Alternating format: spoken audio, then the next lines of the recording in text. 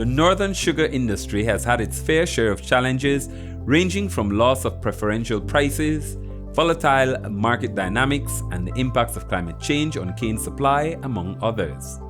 In fact, in 2010, the government of Belize was forced to bail out the ailing sugar industry as a temporary solution to prevent a major crisis. Driven by the 2008 financial crisis combined with a highly leveraged position to support the Belcogen project, BSI's bankers, ING and the First Caribbean International Bank, decided to withdraw its financing. The short-term bailout was not sufficient, during which time the industry failed to gain a solid financial footing. The sugar industry remains in crisis, and currently at stake is the survival of the industry. Fiscal stability finally came in October 2012, when American Sugar Refining Incorporated ASR acquired a major shareholding in the Belize Sugar Industries Limited, BSI. ASR saw this acquisition as a unique opportunity to utilize its global expertise to increase BSI's production through the investment of capital in the mill and the provision of management and technical services.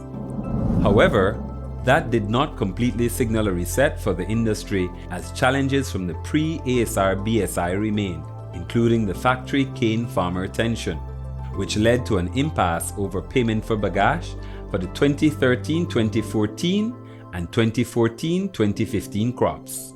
In fact, BSI calculates that the collective cost of the consecutive crops delay was approximately 20 million Belize dollars. That struggle to overcome this hurdle led to some much needed industry reform, and BSI set a clear path for transformation with a strategic development plan.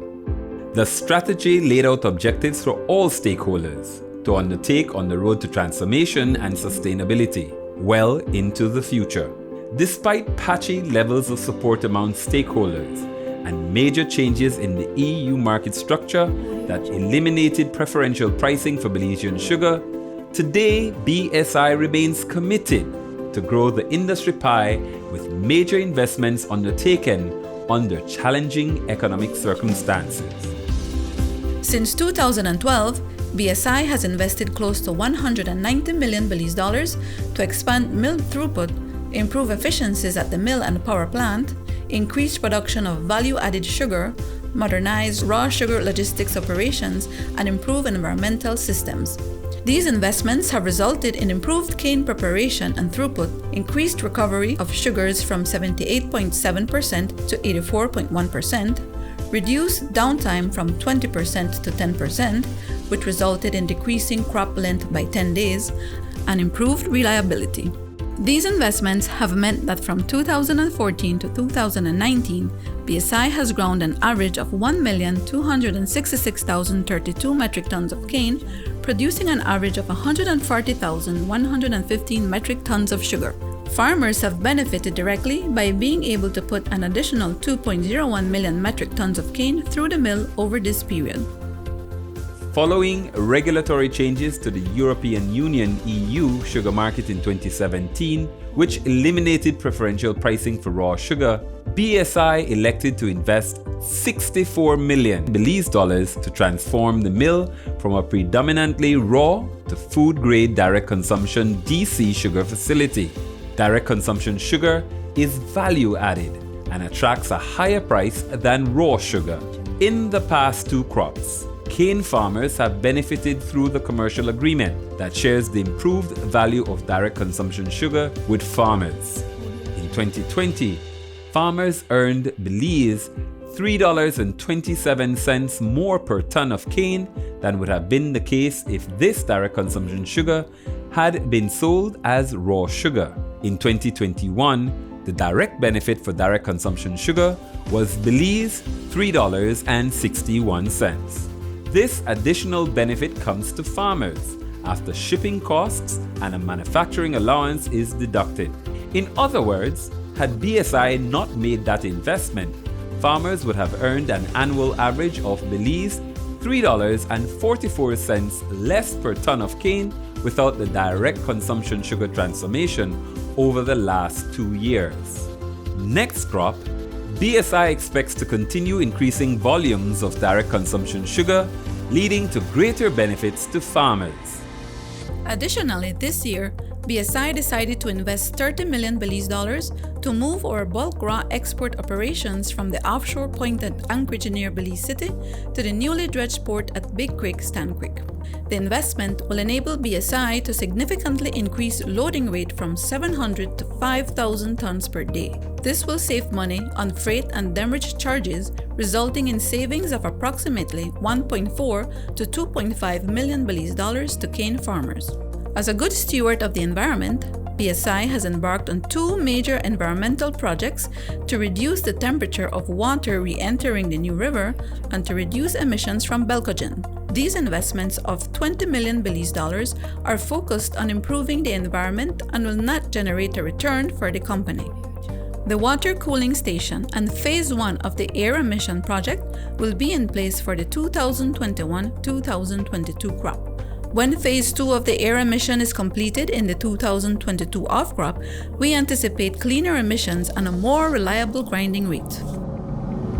In August 2021, the Belize Sugarcane Farmers Association, BSCFA, informed BSI of its decision to terminate the commercial agreement for the sale and purchase of sugarcane.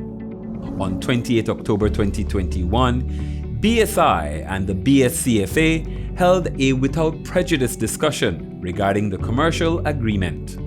Both sides agreed to submit written proposals explaining the rationale for their respective positions. BSI has proposed an addendum that seeks to continue with the current commercial agreement and presents the best way forward to ensure growth and long-term sustainability of the sugar industry in the North.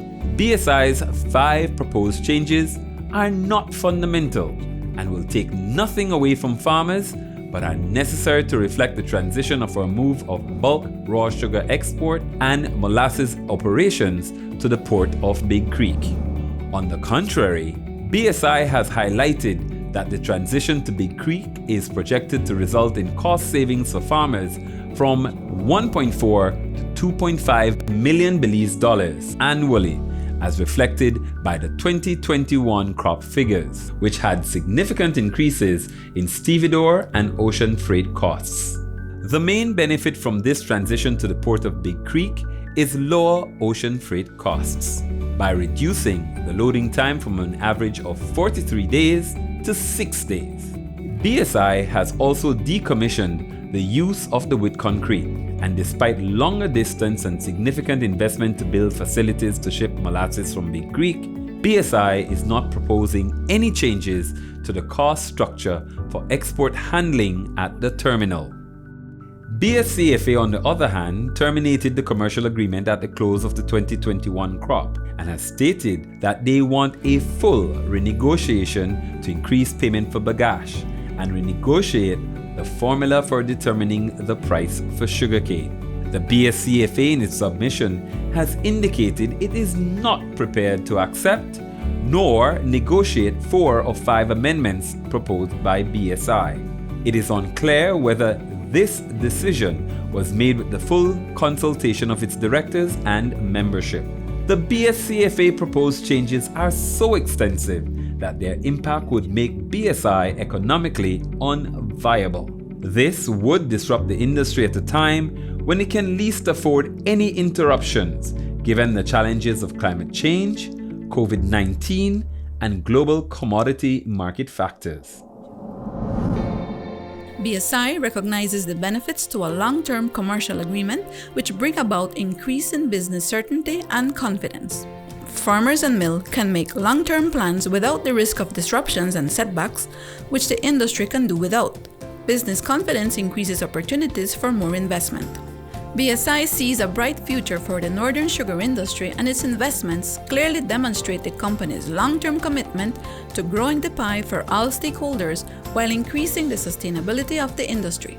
Growing the pie also requires collaboration among stakeholders and provides certainty for investments from the farm to the factory to the environment, while ensuring that the increased value is shared by all stakeholders.